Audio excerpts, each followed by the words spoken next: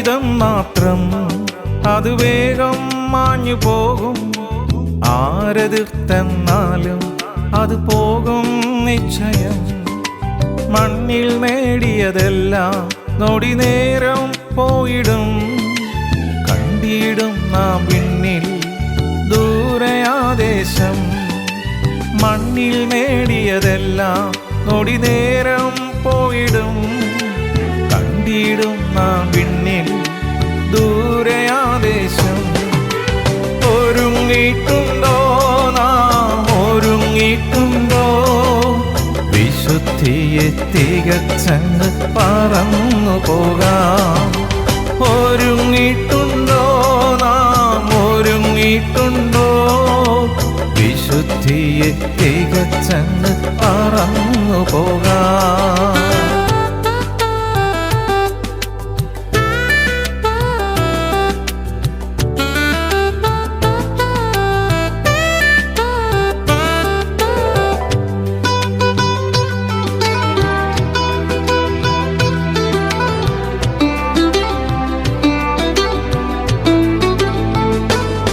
ധനസുഖമാനങ്ങളെല്ലാം താൽക്കാലികമെന്നതാൽ കാലങ്ങളായി നാം നേടും.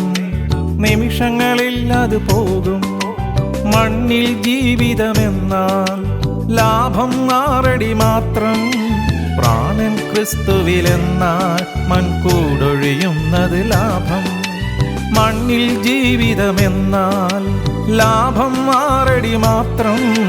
പ്രാണൻ ക്രിസ്തുവിലെന്നാൽ മൺകൂടൊഴിയുന്നത് ലാഭം.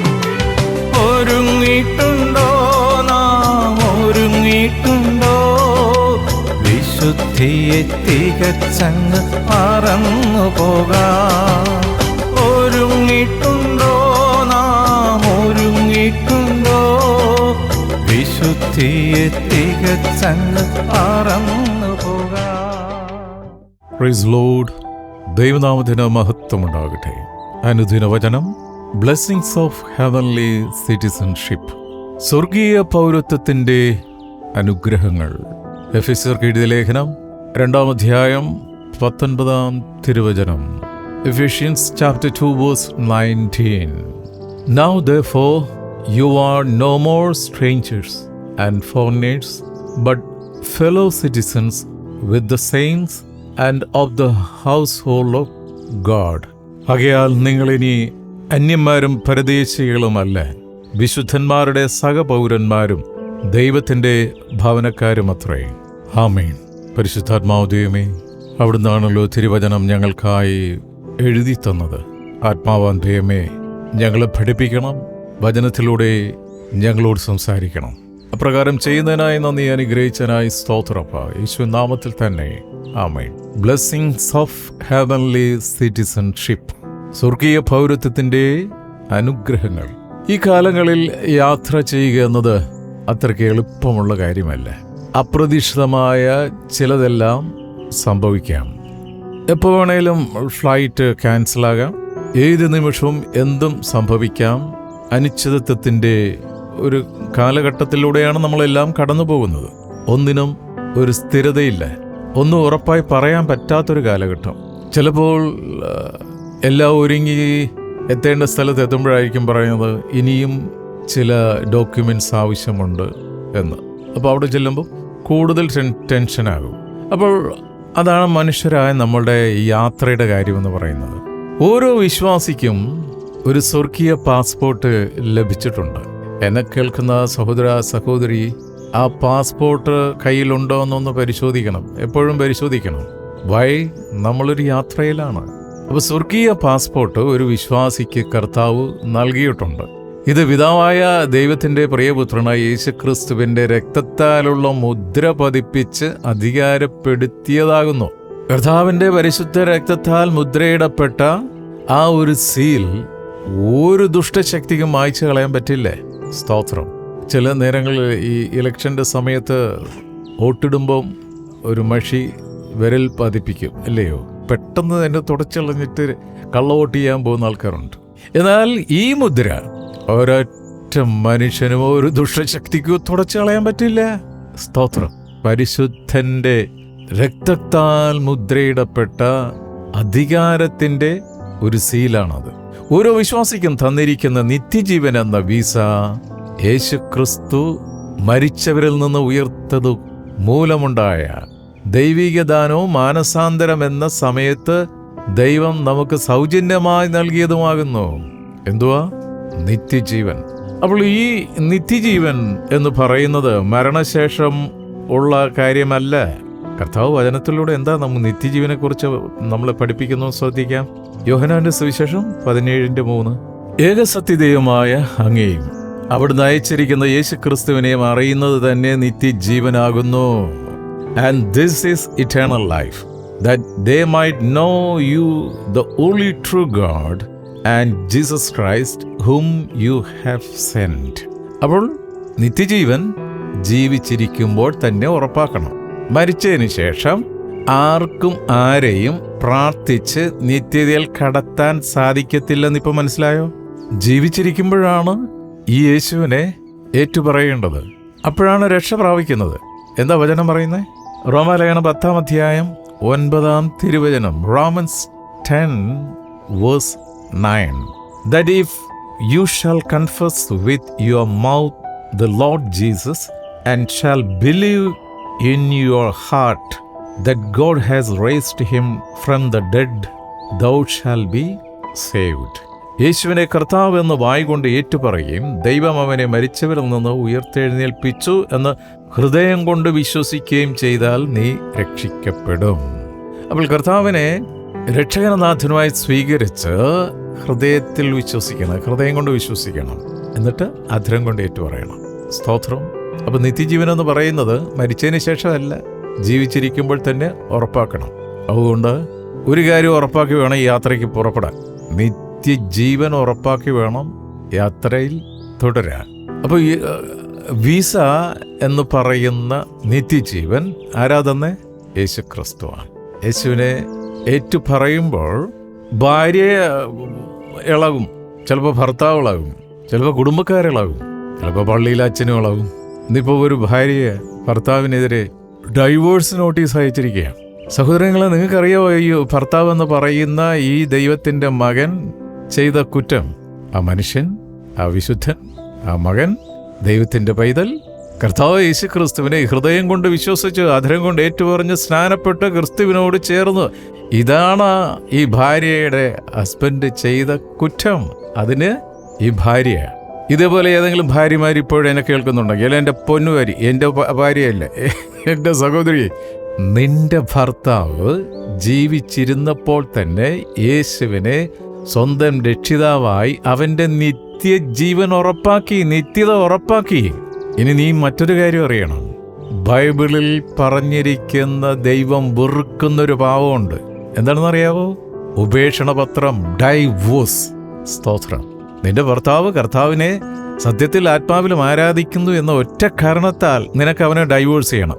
അതിന് പ്രോത്സാഹിപ്പിക്കാൻ കുറെ കുടുംബക്കാരും മക്കളും ഇടവക പള്ളിയിലെ വികാരി അച്ഛനും, എൻ്റെ വികാരമുള്ള അച്ഛാ, നിങ്ങൾ ഇതിന് മുൻകൈ എടുത്താൽ കർത്താവ് നിങ്ങളെ വെറുതെ വിടത്തില്ല. നിത്യജീവൻ എന്ന് പറയുന്നത് ജീവിച്ചിരിക്കുമ്പോൾ തന്നെ ഉറപ്പാക്കേണ്ട ഒരു കാര്യമാണ്. എത്രയോ കേസുകെട്ടുകൾ, സ്തോത്രം, എത്രയോ കേസുകൾ ദൈവത്തിൻ്റെ വചനത്തിൻ്റെ അജ്ഞത മൂലമാണ് ഇങ്ങനെ ചെയ്യുന്നത്. നമ്മുടെ കർത്താവായ യേശുക്രിസ്തു സ്വർഗത്തിൽ നിന്ന് ഇറങ്ങി വന്ന് നമ്മുടെ യാത്രാ സംഘത്തിൻ്റെ നായകനായി നമ്മെ പിതാവായ ദൈവത്തിൻ്റെ സന്നിധിയിലേക്ക് ആനയിക്കുകയും നാം നിത്യമായി കർത്താവിന് കൂടെ ഇരിക്കുകയും ചെയ്യും. നമ്മളൊരു യാത്രാ സംഘത്തിലാണ്, സ്വർഗീയ ഭവനത്തിലേക്കുള്ള യാത്രാ സംഘത്തിലാണ്. ആ സംഘത്തിൻ്റെ തലവൻ നമ്മളെ ആ നിത്യഭവനത്തിലേക്ക് നയിക്കുന്നത് കർത്താവായ യേശുക്രിസ്തുവാണ്. ഈ കർത്താവ് യേശുക്രിസ്തു ആരാണെന്ന് ആദ്യം നീ അറിയണമെങ്കിൽ അവിടുന്ന് സംസാരിക്കുന്ന തിരുവചനം അറിയണം. ഹല്ലേലൂയ. അപ്പോൾ നമ്മുടെ നായകനും പൂർത്തി വരുത്തുന്നവനുമാണ്. അവനെ നോക്കിയാണ് യാത്ര ചെയ്യേണ്ടത്. He is our role model and he is our master and he is our hero and he is the only God. Hallelujah. കർത്താവ് നമുക്ക് ഓരോരുത്തർക്കും വ്യക്തിപരമായ ക്ഷണക്കത്തുകൾ നൽകിയിട്ടുണ്ട്. നാം അവസാനമായി തല ചായ്ച്ചുകൊണ്ട് നമ്മുടെ ദേഹം വെടിഞ്ഞവരായി നമ്മുടെ കർത്താവിനോടുകൂടി നിത്യകാലം വസിക്കുകയും ചെയ്യും. ഹല്ലേലൂയ. അപ്പോൾ ഒരു കാര്യം ഉറപ്പാക്കി വേണം പോകാൻ. സ്തോത്രം. അങ്ങോട്ടും ഇങ്ങോട്ടും നോക്കിയിട്ട് പറയാം, അടുത്ത ആരെങ്കിലും ഉണ്ടെങ്കിൽ ഒന്ന് കരം കൊടുത്തിട്ട് പറയാം, നീ മരിക്കൂന്ന് പറയാം. ഈ ഒരു കാര്യം മാത്രമേ ഉറപ്പുള്ളൂ. സ്തോത്രം. എത്ര മസിൽ പിടിച്ചിരുന്നാലും ശരി, എത്ര പവർ മാൾട്ട് കഴിച്ചാലും ശരി, എത്ര ആരോഗ്യം വരുത്തുന്ന മെഡിസിൻസ് എടുത്താലും ശരി, മരിക്കും മകനെ, നീ മരിക്കും. ഇത് മാത്രമേ നമുക്ക് ഉറപ്പുള്ളൂ. ബാക്കിയെല്ലാം കുറിപ്പിൻ്റെ ഉറപ്പാണ്. ഹല്ലേലൂയ. അപ്പോൾ നമുക്ക് ഓരോരുത്തർക്കും ആ ക്ഷണക്കത്ത് കർത്താവ് തന്നിരിക്കുകയാണ്. എന്താണ് ക്ഷണക്കത്ത്? കർത്താവിനോടൊപ്പം നിത്യകാലം വസിക്കാനുള്ള ക്ഷണക്കത്ത്. നമ്മുടെ യാത്രയ്ക്ക് വേണ്ട എല്ലാ കാര്യങ്ങളും ക്രമീകരിച്ചിട്ടുണ്ട്. സ്തോത്രം. ക്രിസ്തുവിൽ വരുന്നത് മരിക്കാനില്ല, ജീവിക്കാനാണ്. അതുകൊണ്ട് മാർത്തയുടെ കർത്താവ് പറഞ്ഞത്, ജീവിച്ചിരുന്ന് എന്നിൽ വിശ്വസിക്കുന്നവൻ മരണത്തെ കാണത്തില്ല. ഇതെവിടെ നിന്ന്? ഏതാണ് പശ്ചാത്തലം? ഏതാണ്? മാർത്തയുടെ സഹോദരൻ മരിച്ച് ഗുഹയിലിരിക്കുക, അവനെ അടക്കി. ആ ഗുഹയുടെ മുൻപിൽ നിന്നുകൊണ്ടാണ് കർത്താവ് പറയണേ, ജീവിച്ചിരുന്ന് എന്നിൽ വിശ്വസിക്കുന്നവൻ മരണത്തെ കാണത്തില്ല. എന്താണ് അതിൻ്റെ അർത്ഥം?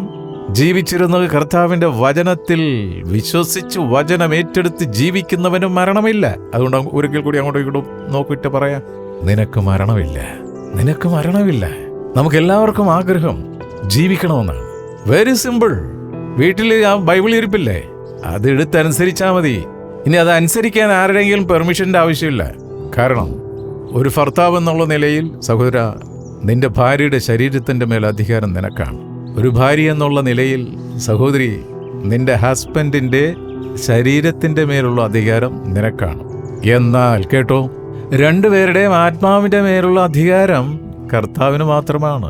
അപ്പം ആ അധികാരത്തിൽ ഒരു അധ്യക്ഷനും കൈയിടണ്ടേ, ഓരോ കുടുംബക്കാരും കൈയിടണ്ടേ. നിത്യത അവനവൻ ജീവിച്ചിരിക്കുമ്പോൾ തന്നെ ഉറപ്പാക്കണം. അതുകൊണ്ടാണ് ദൈവത്തിൻ്റെ വചനം പറയുന്നത്, റോമാലേഖനം അതിൻ്റെ 8-ാം അധ്യായം 1-ാം വാക്യം, Therefore now no condemnation to them which are in Christ Jesus, who walk not after the flesh but after the Spirit. അതുകൊണ്ട് ഇപ്പോൾ യേശുക്രിസ്തുവിലുള്ളവർക്ക് ഒരു ശിക്ഷാവിധിയും ഇല്ല. സാധാരണ ഇങ്ങനെ പറയുന്നല്ലേ, പള്ളിയിലെ കണക്ക് തീർക്കണമെന്ന്. ഈ പള്ളിയിലെ കണക്ക് തീർക്കാൻ എപ്പോഴാണെന്നറിയാമോ? ഒരുത്തം മരിച്ചതിന് ശേഷം. അതുകൊണ്ട് ജീവിച്ചിരിക്കുമ്പോൾ തന്നെ പള്ളിയിലെ കണക്കൊക്കെ തീർത്തിട്ട് വേണം പോകാൻ. ഇല്ലെങ്കിൽ ചിലപ്പോൾ ഈ മനുഷ്യന് നിന്നെ അടക്കിയെന്ന് വരത്തില്ല. ഞാൻ പറഞ്ഞതിൻ്റെ അർത്ഥം മനസ്സിലായി. പള്ളിയിലെ കണക്കെന്ന് പറയുന്നത് ഈ രൂപയുടെ കണക്കല്ലേ. കർത്താവുമായിട്ടുള്ള ബന്ധം അതിവിടെ വെച്ച് ഉറപ്പാക്കി വേണം പോകാൻ.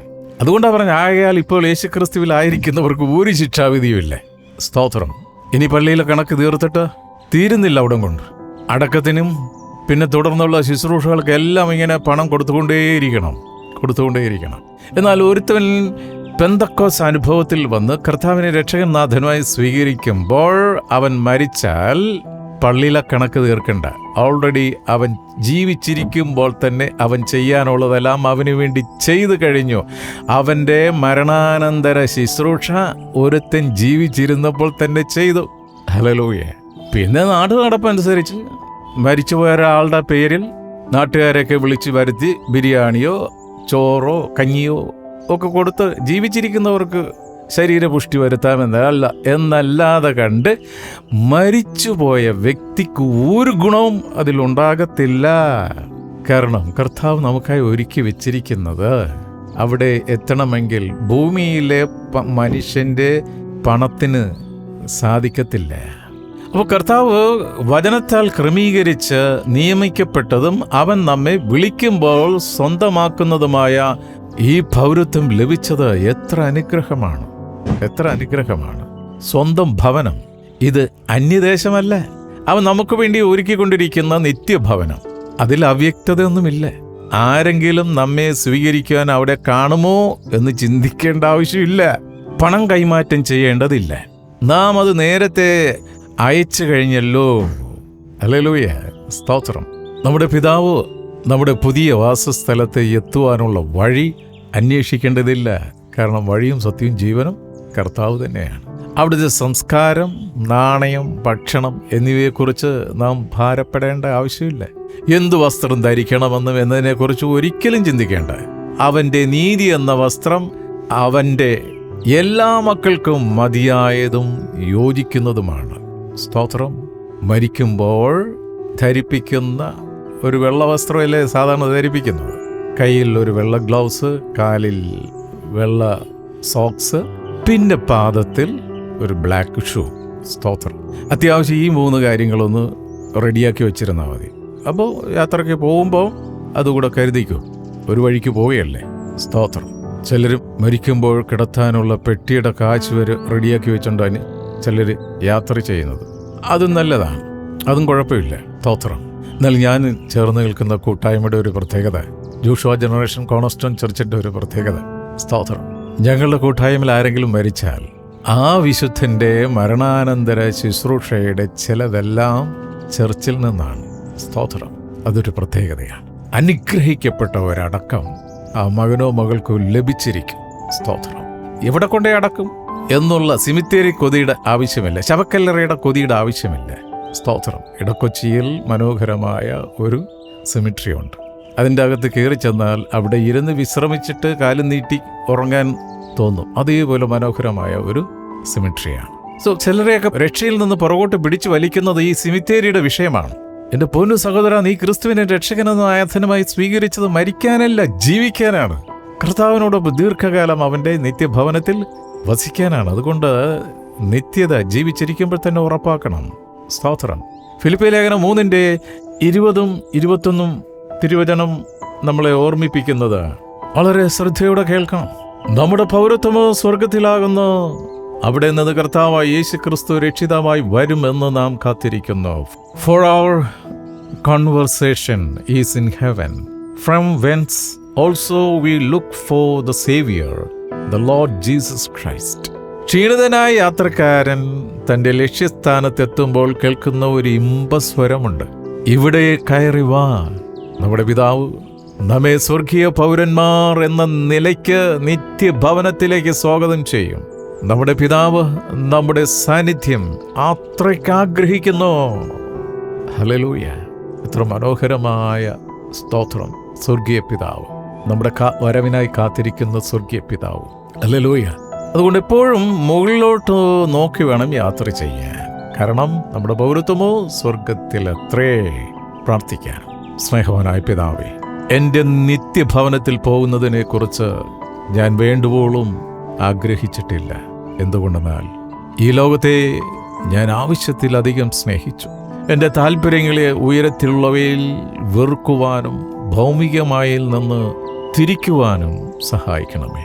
അവിടുന്ന് എനിക്കായി ഒരുക്കിയിരിക്കുന്ന നിത്യഭവനത്തിൽ പ്രവേശിക്കുവാനുള്ള പാസ്പോർട്ടിനും വീസയ്ക്കുമായി ഞാൻ അങ്ങേക്ക് നന്ദി പറയുന്നു എന്ന് തിരുവചനം ശ്രവിച്ച് ഓരോ മക്കളെയും അനുഗ്രഹിച്ച് പ്രാർത്ഥിക്കുന്നു. സ്തോത്രം. ഞങ്ങളുടെ മുന്നിൽ വെച്ചിരിക്കുന്ന ഓട്ടം തികയ്ക്കുവാൻ ഞങ്ങൾ ഓരോരുത്തരെയും സഹായിക്കണം. അവിടെ നൽകുന്ന എല്ലാ ഭൗതിക നന്മകൾക്കായും ആത്മീയ കൃപാവരങ്ങൾക്കായും പ്രത്യേകമായി നന്ദി പറയുന്നു. ഇന്നത്തെ ഞങ്ങളുടെ എല്ലാ ശുശ്രൂഷകളെയും പ്രവൃത്തികളെയും അവിടുന്ന് അനുഗ്രഹിച്ചിരിക്കുക. സ്തോത്രം. ഞങ്ങളകത്ത് വരുമ്പോഴും പുറത്തു പോകുമ്പോഴും മേഘസ്തംഭമായി അഗ്നി തൂണായി തിരുസാന്നിധ്യം കൂടെ ഇരുന്ന് ഞങ്ങളെ മാനിക്കുകയും സ്നേഹിക്കുകയും കരുതുകയും ചെയ്യുന്നതിനായി നന്ദി പറയുന്നു. വാർദ്ധക്യത്തിലായിരിക്കുന്ന പ്രിയ മാതാപിതാക്കളെ സമർപ്പിച്ച് പ്രാർത്ഥിക്കുന്നു. കർത്താവേ, ജീവിച്ചിരിക്കുമ്പോൾ തന്നെ ആ സ്വർഗീയ ഭവനത്തെ സ്വപ്നം കണ്ട് മുന്നോട്ട് പോകുവാൻ അവിടുന്ന് അവരെ സഹായിക്കണം. വിവിധ മേഖലകളിൽ യാത്ര ചെയ്യുന്ന പ്രിയരുണ്ട് കർത്താവേ, അവരെല്ലാം ഈ സമയത്ത് സമർപ്പിച്ച് പ്രാർത്ഥിക്കുന്നു. വളരെ വ്യത്യസ്തമായ ഒരു സാഹചര്യത്തിലൂടെ ഞങ്ങൾ കടന്നു പോകുമ്പം ഞങ്ങളെ മുന്നിൽ വെച്ചിരിക്കുന്ന യാത്രയ്ക്ക് ഒരു തടസ്സവും ഉണ്ടാകാതെ അവിടെ ഞങ്ങളെ പരിപാലിക്കുന്നതിനായി സ്തോത്രം. ഞങ്ങളുടെ ലക്ഷ്യസ്ഥാനത്ത് അവിടുന്ന് എത്തിക്കുന്നതിനായി നന്ദി പറയുന്നു. പ്രാർത്ഥനയെ യാചനം കേട്ടിരിക്കുക. സ്തോത്രപ്പായ യേശുവിൻ നാമത്തിൽ തന്നെ. ആമേൻ, ആമേൻ, ആമേൻ. മൃത്യുവിൻ രൂപം നമ്മിൽ നിഴലായുണ്ടെന്നറിയ, പ്രായം നോക്കാതൊരു നാൾ അത് നമ്മിൽ വന്നിടും. ഉറ്റവരെ നാം പിരിയും, മറ്റൊരു യാത്ര തുടങ്ങും. ക്രിസ്തുവിൻ വഴിയെ പോയാൽ തൻ വീട്ടിൽ നാം എത്തും. ഉറ്റവരെ നാം പിരിയും, മറ്റൊരു യാത്ര തുടങ്ങും. ക്രിസ്തുവിൻ വഴിയെ പോയാൽ തൻ വീട്ടിൽ നാം എത്തും. ഒരുങ്ങിയിട്ടുണ്ടോ നാം, ഒരുങ്ങിയിട്ടുണ്ടോ? വിശുദ്ധിയെ തികച്ചങ്ങ് പറന്നു പോകാം. ഒരുങ്ങിയിട്ടുണ്ടോ നാം, ഒരുങ്ങി ഒരുങ്ങിയിട്ടുണ്ടോ വിശുദ്ധിയെ തികച്ചങ്ങ് പറന്നു പോകാം. ഒരു ജീവിതം മാത്രം, അത് വേഗം മാഞ്ഞു പോകും. ആരെതിർത്തെന്നാലും അത് പോകും നിശ്ചയം. മണ്ണിൽ നേടിയതെല്ലാം നൊടി നേരം പോയിടും. കണ്ടിടും നാം വിണ്ണിൽ ദൂരയാദേശം. മണ്ണിൽ നേടിയതെല്ലാം നൊടി നേരം പോയിടും. കണ്ടിടും നാം വിണ്ണിൽ ദൂരയാദേശം. ഒരുങ്ങിയിട്ടുണ്ടോ നാം, ഒരുങ്ങിയിട്ടുണ്ടോ വിശുദ്ധിയെ തികച്ചങ്ങ് പറന്നു പോകാം. ഒരുങ്ങിയിട്ടുണ്ടോ നാം, ഒരുങ്ങിയിട്ടുണ്ടോ വിശുദ്ധിയെ തികച്ചങ്ങ് പറന്നു പോകാം. ഒരുങ്ങിയിട്ടുണ്ടോ നാം, ഒരുങ്ങിയിട്ടുണ്ടോ വിശുദ്ധിയെ തികച്ചങ്ങ് പറന്നു പോകാം. ഒരുങ്ങിയിട്ടുണ്ടോ നാം, ഒരുങ്ങിയിട്ടുണ്ടോ വിശുദ്ധിയെ തികച്ചങ്ങ് പറന്നു പോകാം.